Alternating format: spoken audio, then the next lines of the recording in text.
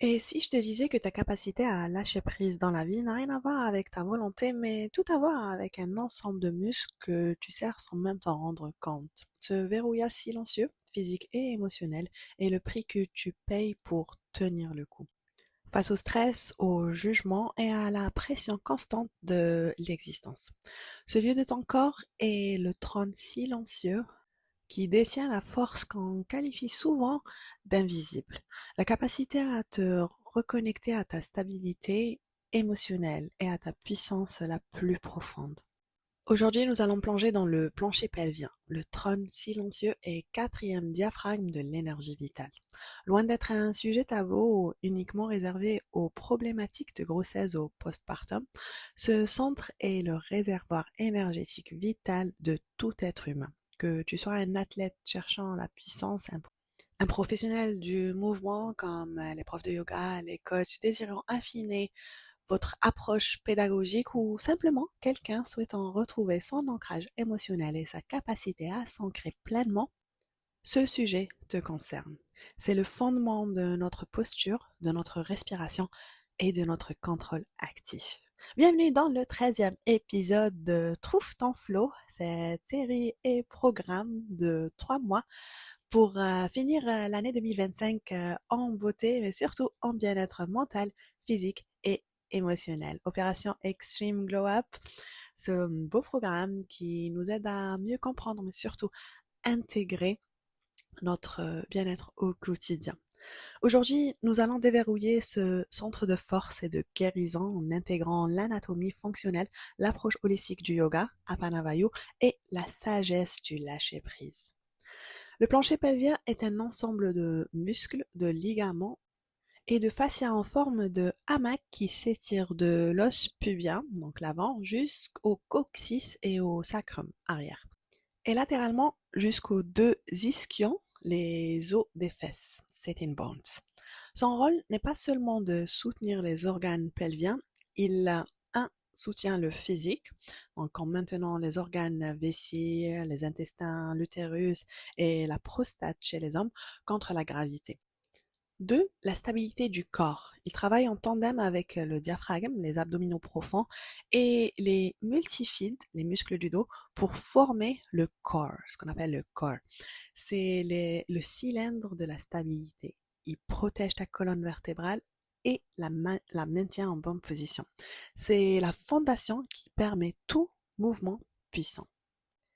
Et 3, le contrôle des évacuations. C'est ta capacité à retenir et à relâcher l'urine et les selles quand tu as besoin. C'est le pouvoir de ton plancher pelvien. Attention, petit disclaimer, cet épisode va être un peu technique. Je fais en sorte que cet épisode et les 3 prochains vont parler plus aux professionnels du mouvement et aux accompagnateurs comme les coachs, les profs de yoga et les personnes qui ont à voir avec la santé, le bien-être et le fitness physique. Mais ça te concerne aussi parce que je pense que tu restes la number one, que tu te fasses accompagner ou pas. Ces notions de base, tu dois les connaître et avoir une certaine maîtrise parce que ça va simplifier le travail de l'accompagnateur et 2, rendre la pratique encore plus safe pour toi. Donc, comprends par ta tête pour mieux exécuter avec ton corps. Ok. Donc, que vous soyez professionnel du mouvement, de la santé, du bien-être ou un homme qui soulève des charges lourdes ou une femme qui pratique le yoga, un plancher pelvien sain garantit pour l'homme, une prévention des hernies, maintien d'une prostate saine et l'amélioration de la fonction sexuelle et meilleure distribution des forces pendant l'effort. Et pour la femme, une amélioration de la posture, soutien pendant la grossesse et la récupération postpartum et rôle central dans la connexion à la féminité et au centre de création. Le plancher pelvien est l'unité de commande qui coordonne la respiration et l'effort. En anatomie holistique, on considère le corps humain comme une succession de diaphragmes qui travaillent en synergie pour distribuer la pression et réguler l'énergie. Et ces 4 diaphragmes sont le diaphragme crânien, le tissu qui sépare les hémisphères du cerveau. 2, le diaphragme cervical ou thoracique supérieur, c'est l'ouverture des côtes au niveau du cou. 3, Le diaphragme respiratoire, c'est le plus connu, le grand muscle qui sépare les deux poumons de l'abdomen. Et 4, le diaphragme pelvien. Plongée pelvien ou pelvic floor, c'est le hamac musculaire à la base du bassin. Ces 4 diaphragmes sont reliés par une chaîne faciale ininterrompue. Une tension au niveau du cou, comme le fascia cervical, peut verrouiller ton plancher pelvien et inversement. Lorsque le diaphragme respiratoire descend à la respiration, le plancher pelvien devrait naturellement s'assouplir et descendre légèrement. Petit exemple visuel pour que tu puisses mieux comprendre cela. Imagine que tu as une sorte de parapluie à l'envers entre tes poumons, la cage thoracique, entre tes côtes. À l'inspiration, le parapluie s'ouvre et il va baisser le ventre vers le bas. D'ailleurs, c'est pour ça que quand tu inspires, tu gonfles l'abdomen. Anatomiquement, ce terme est faux parce que toute respiration est thoracique. Il n'y a pas de respiration abdominale. Mais on fait référence au mouvement de l'abdomen qui, lui, est dû à cette descente du diaphragme vers le bas. Et cette descente du diaphragme respiratoire va aussi baisser le diaphragme pelvien. Donc, imagine le canal central, on va appeler la colonne vertébrale entre les sourcils, avec quatre centres énergétiques ou les 4 diaphragmes. Si vous êtes familier avec les termes chakras, vous voyez à quoi je fais référence. Et du coup, les 4 sont connectés, reliés et influencés par la respiration. Et ils viennent s'influencer l'un l'un vient influencer l'autre. En plus d'être des centres énergétiques, c'est aussi des locks, des verrous, qui viennent verrouiller, activer et relâcher l'énergie ou la tension dans le corps. Donc, lorsque le diaphragme respiratoire descend à l'inspiration, le plancher pelvien aussi naturellement devrait pouvoir faire ça. S'il y a des tensions, s'il y a des blocages, des stagnations, ce mouvement est pas possible ou bien il est réduit. Et une réduction du mouvement, c'est une réduction de la circulation de l'énergie, que ce soit vitale ou bien la circulation sanguine. Et là, je vais partager avec toi un secret évident. Si tu souffres de tension chronique au niveau de ton cou et tes hanches, commence par te demander si ton plancher pelvien est capable de relâchement total et si ton diaphragme est libre de mouvement. La force sans relâchement est une tension, pas un ancrage. Et je vais laisser ça couler, en espérant que ça va résonner, en sachant que je suis pas en train de parler que du corps physique. Donc, c'est ici que la science du mouvement rencontre la sagesse ancienne, comme le yoga, la médecine chinoise ou l'ayurveda. Le bassin est le centre de ton être, ta racine émotionnelle. Dans le yoga et l'ayurveda, la médecine yogique, l'énergie dans le bassin est régie par l'apana vayu. C'est l'une des 5 forces vitales, ce qu'on appelle les vayus. L'apana gouverne tout ce qui est vers le bas et l'extérieur, l'élimination des déchets physiques et émotionnels, la menstruation et la naissance. Un apana sain conduit à l'ancrage, le grounding, à une bonne élimination des toxines et à la capacité de lâcher prise. Un apana bloqué peut se manifester par de la constipation, un sentiment d'être déconnecté, ungrounded, ou avoir la tête dans le vent, on dit ça, ou la tête dans les nuages, la tête dans le ciel. Bref, de l'anxiété et l'incapacité à se défaire du contrôle mental. Là, je vais partager avec vous une petite histoire d'une personne, une amie que je connais. On va l'appeler Hannah pour les besoins de cet épisode. Hannah a 42 ans et elle a fait un burn-out. Elle a fait un burn-out total. C'est là quand je l'ai rencontrée parce que son médecin lui avait recommandé de faire du yoga après avoir essayé plein de choses et ça ne semblait pas aider. Donc, suite à cet excès de charge mentale et d'énergie masculine, l'hyper-responsabilité, c'est un cadre dans une multinationale, c'est aussi une maman et c'est la grande sœur, c'est la sœur aînée, donc je vous laisse imaginer. Donc, cette hyper-responsabilité, cette surcharge mentale et aussi physique dans son emploi du temps, donc tout ça a eu des répercussions profondes sur sa santé physique et mentale. Et quand on s'est rencontrés et elle a partagé avec moi son histoire, on a réalisé que son centre utérien, donc womb space, la matrice ou le second chakra, le chakra sacré, était devenu un lieu sombre et inhospitalier. En sachant que Hannah voulait concevoir, elle voulait avoir un deuxième bébé et elle pouvait pas. Et c'est ce qui l'a poussée à vouloir chercher ou adapter, chercher. Elle voulait vraiment avoir une approche plus holistique parce qu'elle a tout essayé et la médecine moderne ou la science ne répondait pas à sa question, à sa quête. Et c'est là où elle a été menée vers le yoga parce qu'il faut savoir que Hannah est une personne très rationnelle et c'est une personne qui est très dans le mental. Donc, elle avait du mal à accepter, à accueillir certaines notions qui peuvent être un peu mystiques ou woo-woo pour elle. Et juste ce changement de perception, cette perception physique d'un vide énergétique dans le bassin correspondait à son énergie vitale bloquée dans la poitrine. Et cela lui causait des palpitations et des essoufflements aussi, ce sentiment de lourdeur comme un nœud, comme un point ici bloqué au milieu de la poitrine. C'est le siège du fer et de l'anxiété.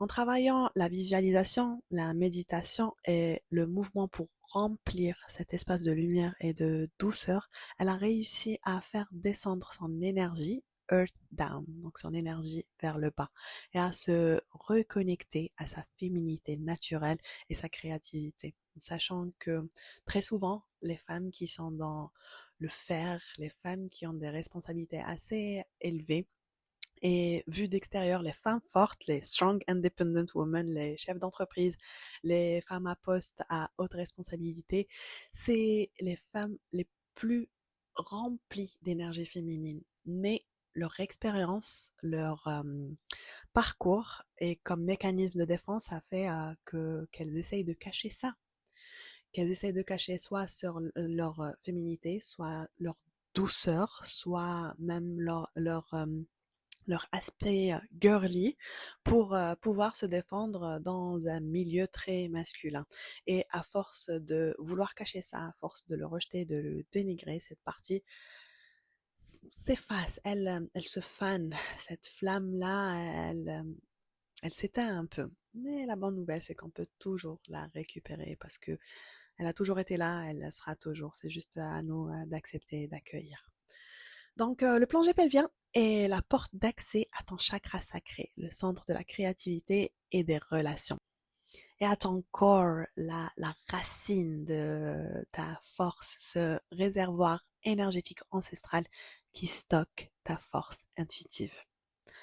Les traumas, les peurs et la nécessité de tenir bon, d'être forte, de porter très souvent le masque social, très souvent aussi imposé, crée une tension chronique dans le bassin qui verrouille à la fois la fluidité physique et la fluidité émotionnelle.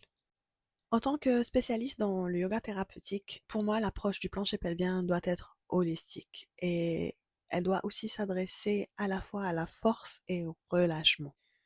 Et là, je me permets de vous donner quelques conseils si vous êtes coach en fitness, prof de yoga surtout, pilates, tout ce qui a à voir avec le body awareness, conscious movement, le mouvement conscient.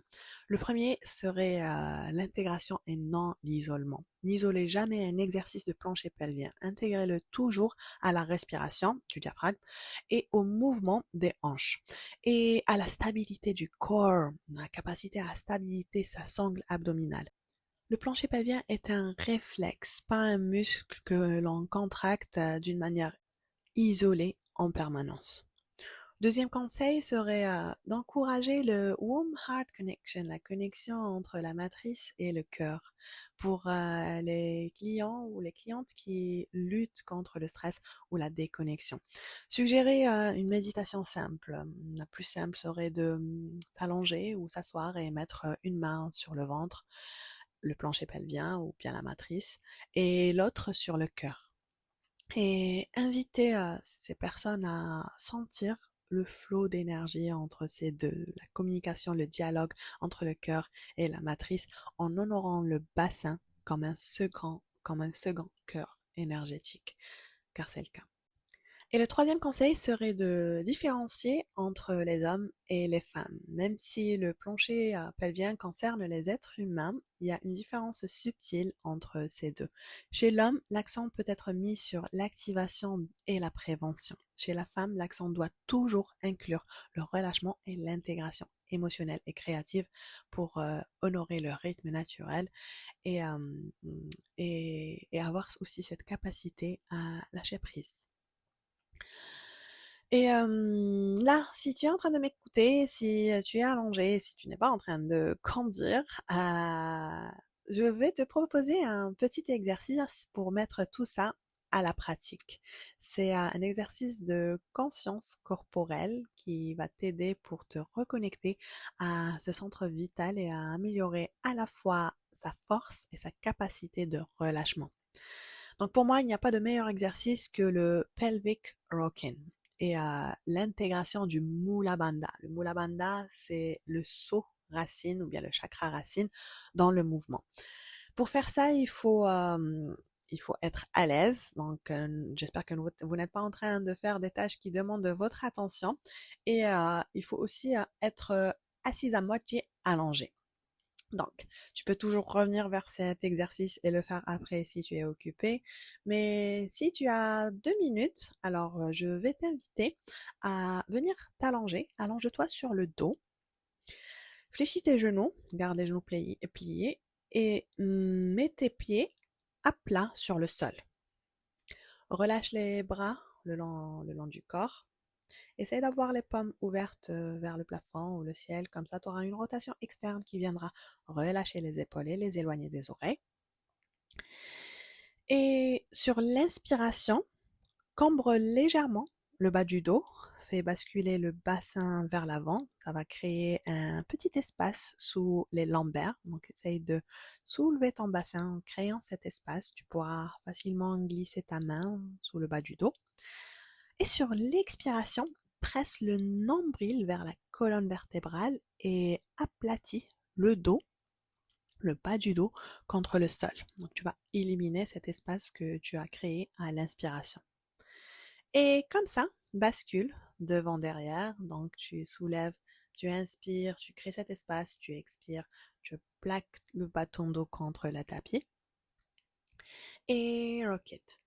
Et après, tu peux rajouter aussi un peu de conscience corporelle et de conscience au niveau de ton périnée. Donc à l'inspiration, relâche, cambre.